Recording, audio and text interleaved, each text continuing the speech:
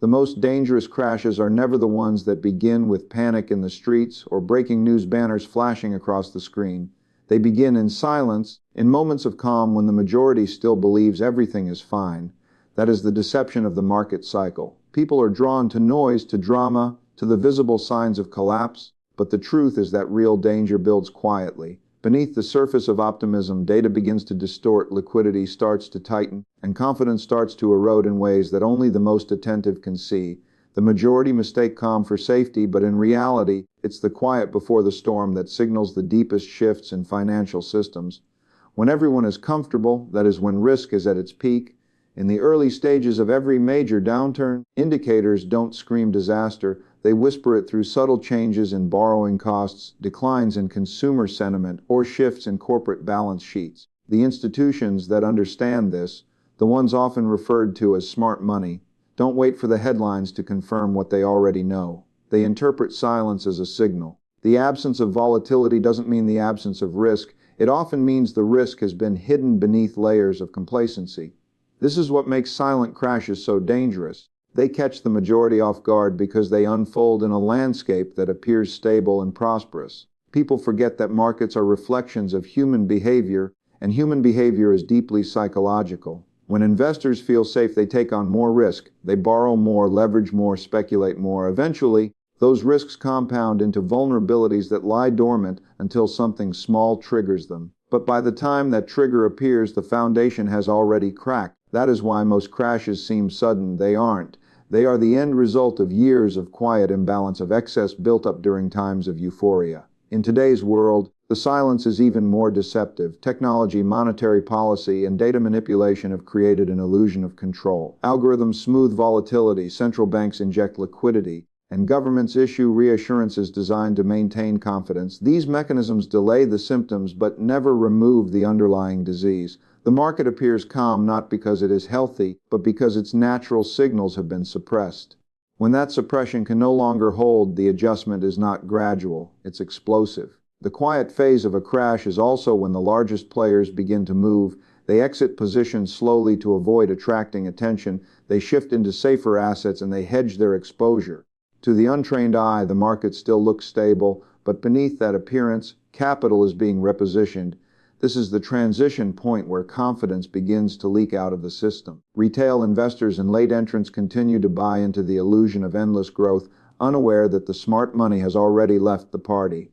By the time the crowd senses danger, liquidity has vanished, valuations have fallen, and exits are blocked. The media contributes to the illusion by focusing on surface-level optimism. Positive earnings reports, new highs, and reassuring narratives dominate attention while the real story plays out in data few people bother to analyze.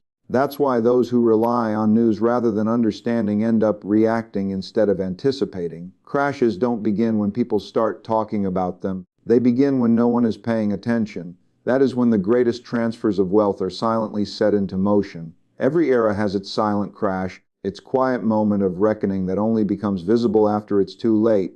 It is during these times that awareness becomes the most valuable form of capital.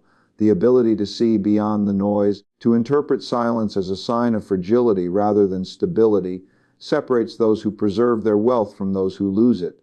The most dangerous crashes are not the ones that make headlines. They are the ones that unfold in the shadows of complacency, under the comforting illusion that everything is still under control. Every financial cycle throughout history follows a rhythm so predictable that it almost feels scripted, yet humanity forgets it every time. The cycle begins with optimism, grows into confidence, expands into euphoria, and ends in collapse. It is not numbers or charts that create these movements, but emotions, greed, fear, and denial, repeating themselves in different eras under different disguises.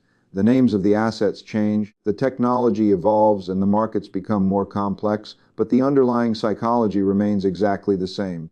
People always believe this time is different, yet it never is. The same confidence that fuels growth eventually becomes the seed of destruction because it blinds people to risk and makes them believe stability is permanent. When confidence begins to dominate, rational analysis takes a back seat. Investors start to justify rising prices not by fundamentals but by momentum and belief. They convince themselves that the old rules no longer apply, that innovation or monetary policy or some new paradigm will keep the system stable forever. This is the dangerous phase where collective optimism replaces discipline. The cycle of human nature turns greed into policy, speculation into strategy, and debt into growth. As credit expands and leverage becomes normalized, people stop asking how much risk they're taking and start asking how much more they can gain. History's greatest bubbles, from tulips to tech stocks to housing, were all born out of the same emotional sequence. Each time, people saw prices rising and mistook that rise for proof of value. Each time, warnings were ignored because the majority could not imagine the cycle reversing. It feels good to be part of a winning crowd, to believe that collective optimism guarantees collective success. But markets don't reward feelings, they reward discipline. The moment confidence turns into certainty, risk is no longer priced correctly, and that's when the countdown begins. The transition from confidence to excess often happens invisibly. Companies start borrowing more aggressively to expand. Governments rely on debt to sustain growth, and consumers mirror the same behavior. Easy money creates the illusion of prosperity, but what it really builds is fragility. When people stop distinguishing between good debt and bad debt, between investment and speculation, they set the stage for collapse. Every expansion plants the seeds of its own destruction because the very thing that drives growth, confidence, eventually blinds people to the limits of reality. Excess manifests in many forms. It's seen in inflated valuations that no longer make sense, in the assumption that central banks will always step in to prevent pain, in the dismissal of risk as outdated thinking. People begin to live as if the good times will last forever, and institutions encourage it because their profits depend on participation.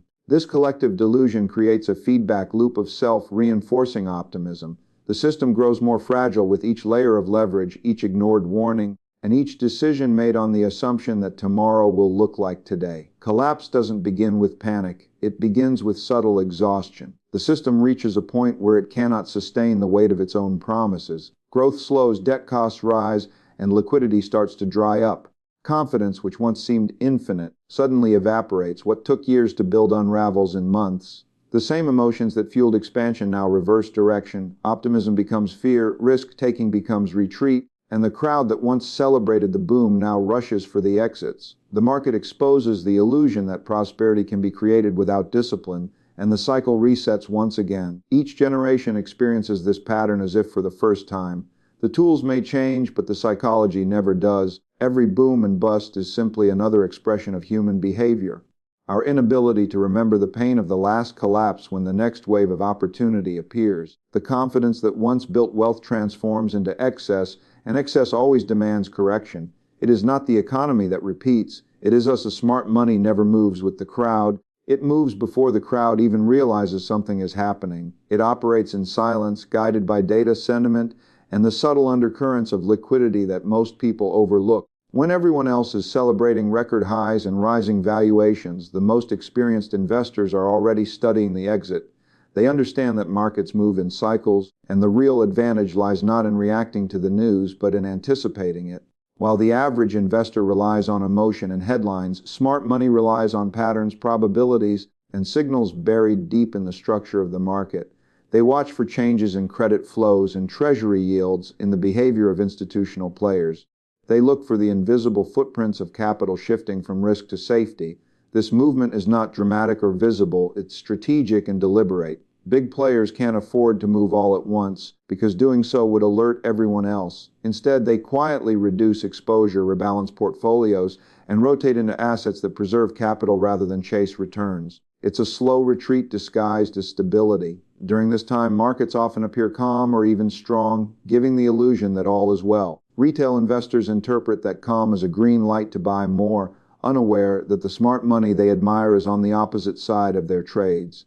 By the time the crowd begins to notice the cracks, the institutions have already shifted their weight to safety. The process begins with subtle hedging. Options, futures, and derivatives are adjusted to limit downside risk. Then comes diversification, where exposure to volatile sectors is quietly reduced while allocations to defensive assets like bonds, commodities, or cash equivalents increase. These moves aren't about fear, they're about positioning. The most seasoned investors understand that risk is not just about losses, it's about being trapped when liquidity disappears. That's why smart money moves early, long before the average investor even senses danger. They know that in a true downturn, selling becomes difficult and prices fall faster than logic can process. To avoid being caught, They move before emotion enters the picture.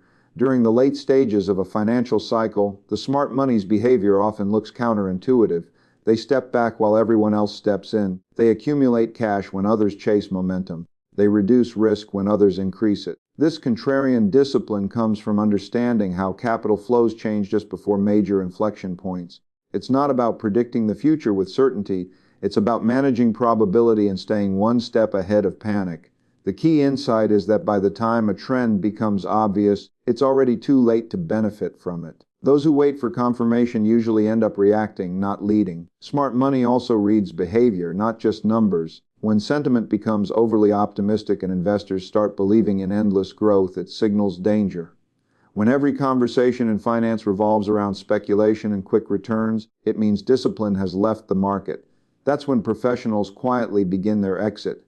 They sell into strength using euphoria as their liquidity source. Retail enthusiasm funds institutional safety. It's not manipulation, it's the rhythm of the market. Those who understand cycles always use crowd emotion to their advantage. As capital exits riskier assets, it doesn't disappear. It migrates. It moves into hard assets, undervalued sectors, and cash reserves waiting for the next opportunity. While the crowd experiences losses and confusion, smart money patiently waits for the dust to settle. When fear peaks and prices collapse, they re-enter. It's the same pattern every time. Accumulation during fear, distribution during euphoria. What appears as luck is actually timing built on discipline and understanding. The public sees it as brilliance, but it's really emotional control, the ability to act rationally when everyone else is ruled by greed or fear. The great secret of wealth preservation lies not in predicting events, but in recognizing transitions. Smart money doesn't chase stories or narratives, it studies how liquidity behaves, how confidence shifts, and how risk is priced. That awareness allows it to move quietly, efficiently, and early. It exits not because of panic, but because it knows that once the crowd catches on, opportunity turns into danger. By then, it's already positioned to profit from the next cycle, while others are still trying to understand what went wrong. The silent crash is not a single moment or a sudden collapse. It's a process that unfolds gradually, layer by layer, as years of easy money and artificial growth begin to unwind. It starts quietly, without panic or headlines, as the excesses built into the system begin to strain under their own weight. For years, liquidity injections, low interest rates, and government interventions created an illusion of endless stability. People believed that central banks had mastered the cycle, that markets could rise indefinitely as long as policy remained supportive. But what many failed to understand was that these measures were never solutions. They were delays. They postponed the reckoning, pushing it into the future, where the cost would eventually come due with greater force. This phase of unwinding begins when confidence weakens. Investors start questioning valuations, lenders tighten credit conditions, and spending slows. The economy doesn't collapse instantly, it decays from within. Corporate profits begin to plateau, debt becomes more expensive, and liquidity, the lifeblood of the system, starts to evaporate. The danger lies in how invisible it feels at first. There's no single crash day, no single event to point to. Instead, prices stagnate, optimism fades, and volatility slowly increases. The system starts to show fatigue, but few recognize it for what it is. Most assume it's just another pause before the next rally, not realizing that the structure itself is starting to fail. For years, growth was engineered rather than earned. Debt replaced productivity, speculation replaced investment, and monetary stimulus replaced innovation. The silent crash is simply the market's way of reversing those imbalances. It's a slow, painful return to reality after a decade of distortion. As liquidity tightens, the weakest parts of the economy begin to break first: over-leveraged companies, speculative assets, and highly indebted governments. Defaults rise, bankruptcies spread, and confidence erodes further. Each small crack weakens the next, creating a chain reaction that eventually exposes how dependent the entire system had become on artificial support. The psychology of this stage is particularly dangerous because most people still believe recovery is around the corner. They look at minor rallies as signs of strength instead of illusions of hope. This optimism keeps capital trapped in declining markets and prevents necessary adjustments. Meanwhile, policymakers struggle to respond effectively because every solution that worked in the past, lowering rates, printing money, increasing debt, now fuels the very problems it's meant to solve. Inflation, currency weakness, and declining purchasing power become new symptoms of the same disease. The silent crash is the point at which the tools that once stabilized the system stop working. This gradual unraveling reveals how dependent modern economies have become on perpetual liquidity. When credit expansion slows, everything tied to it, consumption, investment, and even government budgets, contracts, real wealth starts to separate from paper wealth, and the illusion of prosperity fades. Housing markets cool, stock prices fluctuate wildly, and debt markets become fragile. The mechanisms that once masked risk begin to fail, and for the first time, the system has to function without artificial life support. That's when the true cost of the previous era's excesses becomes visible.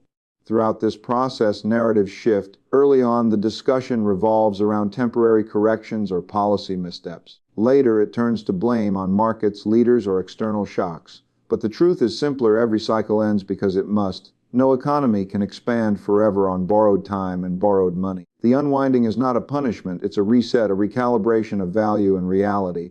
The markets begin to reflect fundamentals again, not illusions. Those who relied on speculation suffer, while those who focused on tangible value endure. The silent crash moves like erosion, slow, consistent, and inevitable. It strips away illusions, forcing both institutions and individuals to confront how fragile their foundations really were.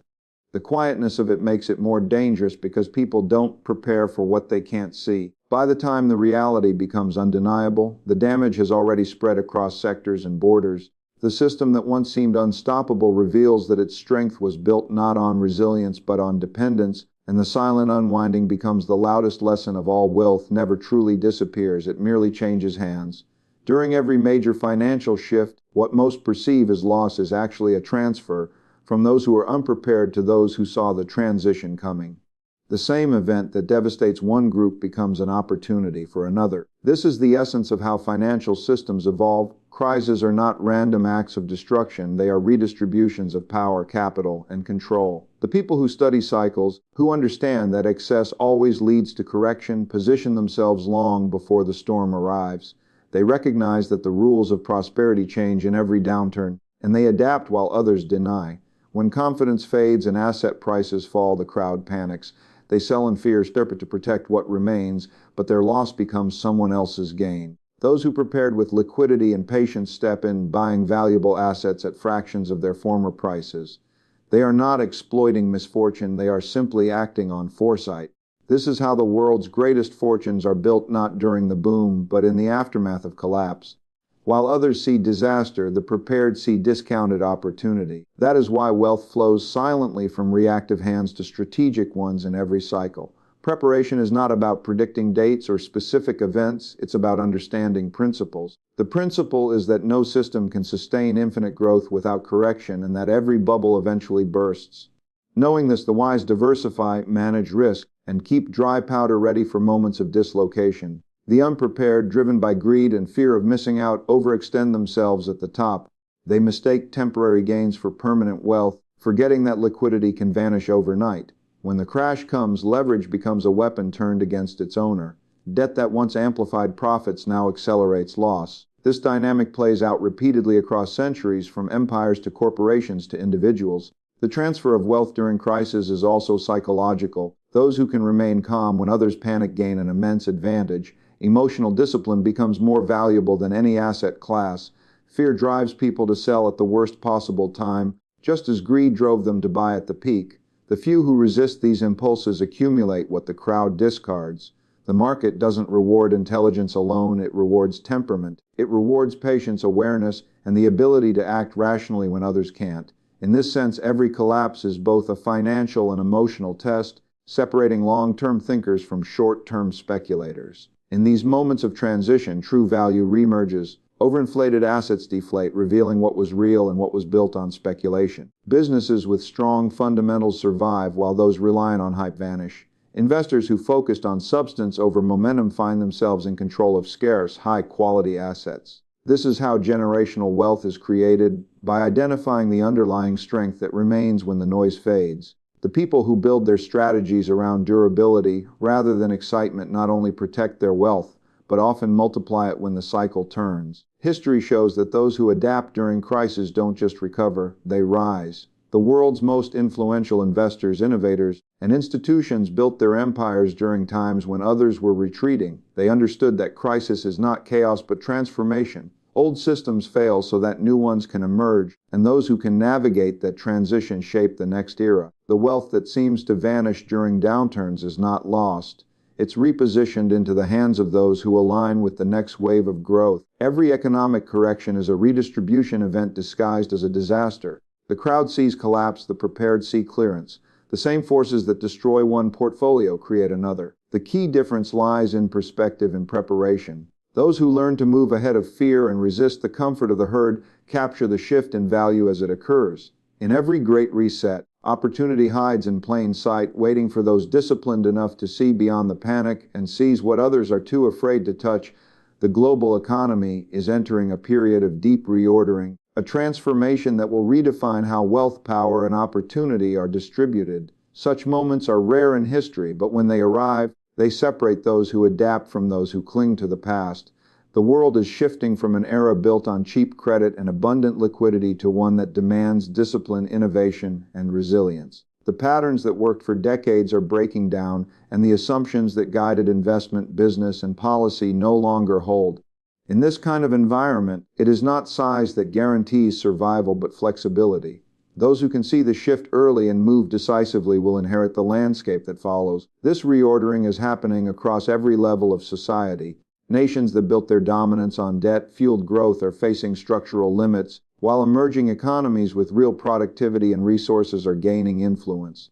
The old balance of power between currencies, commodities, and capital is being rewritten. The monetary systems that once seemed unshakable are showing cracks as inflation, deglobalization, and demographic pressures reshape demand and supply. The cycle that was artificially extended through intervention and stimulus is reaching its natural correction point. Those who recognize this see that the world is not collapsing, it is recalibrating. The question is who will adapt fast enough to thrive within the new parameters.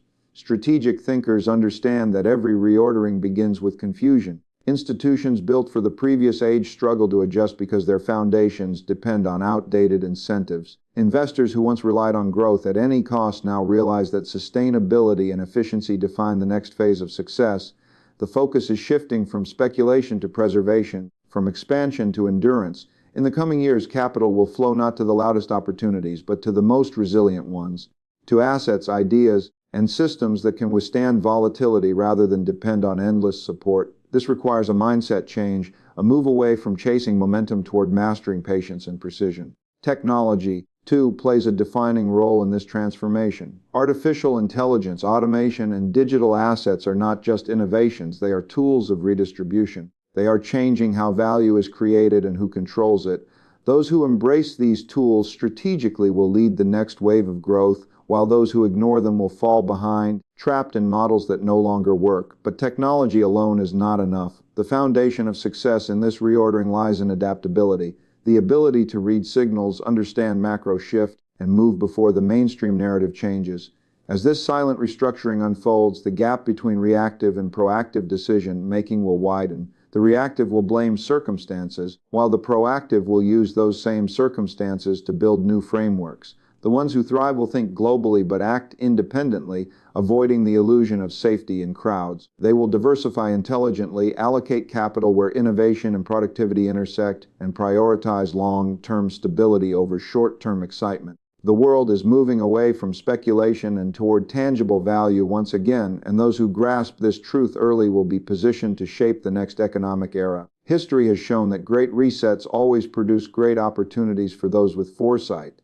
The same forces that destroy outdated systems create openings for new leadership. Those who adapt their thinking before the world demands it are the ones who define the future. They understand that wealth is not just about accumulation, it's about positioning. When economies reset, the direction of capital flow changes, and being aligned with that flow is the difference between loss and legacy. The coming years will not reward complacency, they will reward clarity, strategy, and the courage to move ahead of consensus. The global reordering taking place now is not a crisis of destruction but one of renewal. It is a turning point that tests who truly understands the principles of cycles, adaptation, and discipline. The ones who approach it with awareness and calculated movement will find themselves ahead of the curve, not because they predicted every detail, but because they prepared for change itself. The next era of wealth will belong to those who act deliberately while others hesitate, to those who see beyond volatility and recognize transformation as opportunity in disguise.